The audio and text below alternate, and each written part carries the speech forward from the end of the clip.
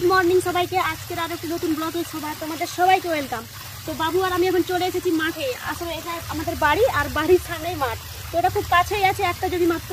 আর এখানে আজকে লাঙ্গল দেওয়া হবে, লাঙ্গল বলতে ট্রাক্টরে চাষ করা হবে আর কি। তো এটা আমাদের মোটরের জল এটাই ছাড়া হয়েছে, এটা দিয়েই চাষ করা হবে।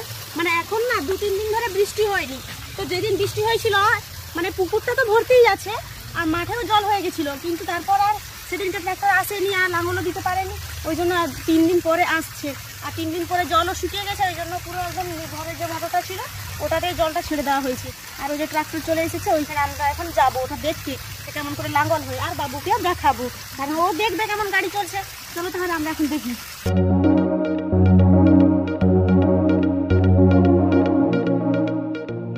দেখেছি কলা ধরেছে, তো এইখানে অনেকগুলো কলা ধরেছিল আর এখন প্রায় ধরতেই আছে এরকম। আর তোমরা পিছনে দেখতে পাচ্ছ এই যে পুরো পুকুরটা ভর্তি হয়ে গেছে জলে, আর মাছ টাছ কিছু নেই, এটা শুধু জলে ভর্তি, শুধু ব্যাঙ্গাচি এটা ভর্তি আর পোকামাকড়ে ভর্তি। তো আজকে রোদ সেরকম দেয়নি, কিন্তু গরম লাগছে। তো দেখি এখন মাঠে চাষটা হয়ে যাক, তারপর আমরা এইখানে এই পুকুরটাতে মাছ ধরবো। তো এইদিকে যে তলা নিয়ে আসা হয়েছে, ওইখানে মানে শুকনোতে রাখা হয়নি, যদি জলে রাখা যাতে ভালো থাকে। তো এটা আজকে আমি এখানে লাগাবো।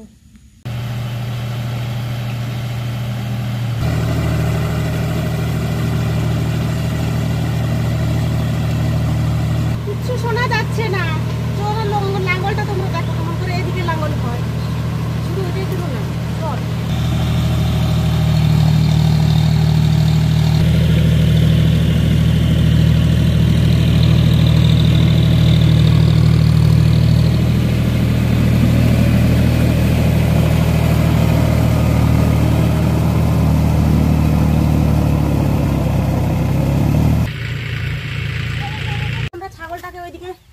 বেঁধে দিয়ে চলে আসবো।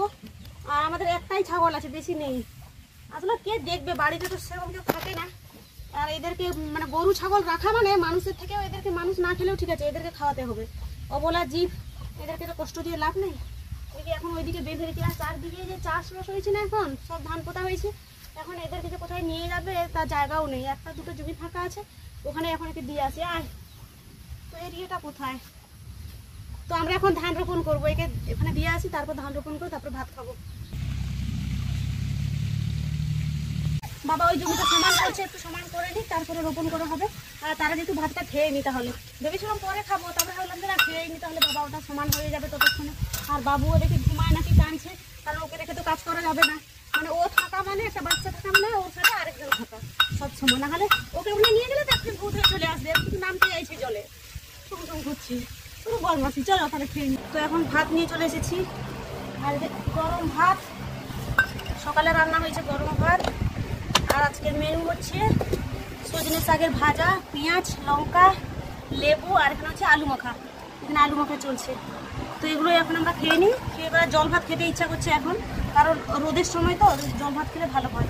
তো এটা বাবুকে দিয়ে দিব, ওটা এ খাবে, যা তো খায় এনে খা। কত নুন ফেলে দিয়েছে, এটা চাপা মারা ছিল, ও এটাকে এমন ঠকাচ্ছে পুরো সব নুন ফেলে দিয়েছে। আর এখন দেখো ও তুলছে এখান থেকে। হ্যাঁ একে শাস্তি দেওয়া হবে আজকে, এ কি করবে বুঝে উঠতে পারছে না, এখানে উঠছেই না। আর আমি এই যে কয়েকটা নুন যেগুলো উপরে ছিল সেগুলো তুলে দিলাম। ছি কেমন সব ফেলে দিয়েছে গো, আমাদেরই ভুল হয়েছে এখানে নিয়ে আসা। এটা বাচ্চাও তো দোষ করবেই, কিন্তু এখন অসহায় পড়ে গেছে, ও কি করবে, এখানে উঠছেই না এখন। কি হ্যাঁ দেখি, হাঁ কর দেখি, মুখে কি হাঁ কর, এই মুনু জল খাবি না?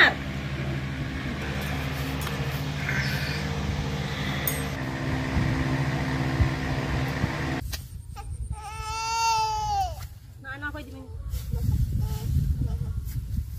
সাবা।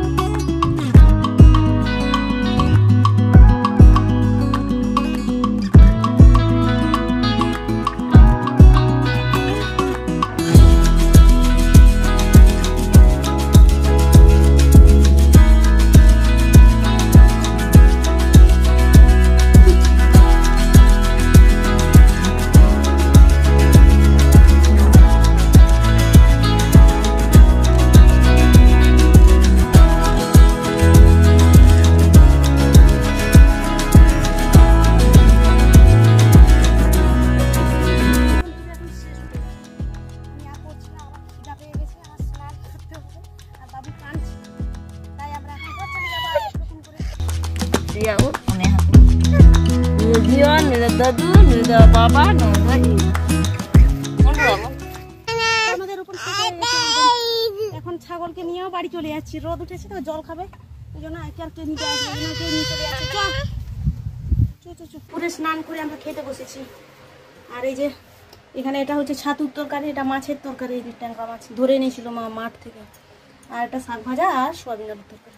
আর এই কেমন খাচ্ছে, ঝাল টাল সব খেয়ে নিচ্ছে।